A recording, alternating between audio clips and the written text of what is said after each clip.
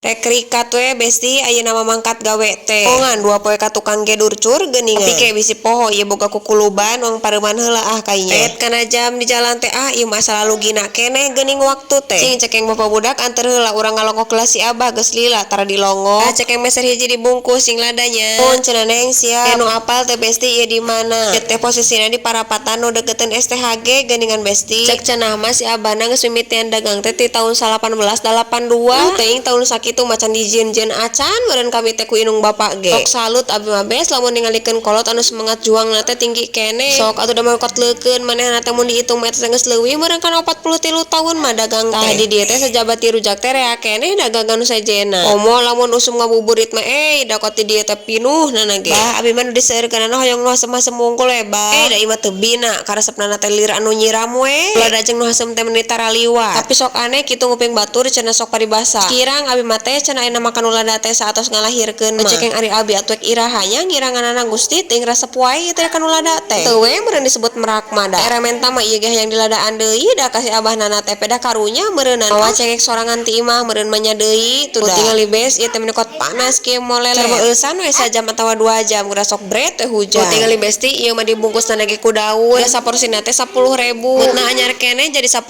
teh da teh heula mah 7.000 sabungkusna teh ieu teh. Tinggal menekot satamruan kitu. Nya toko tuani we pokona mah ieu mah bes 10.000 jebah satamruan jebah kariam geus we pokona mah ieu mah pedo elongnya.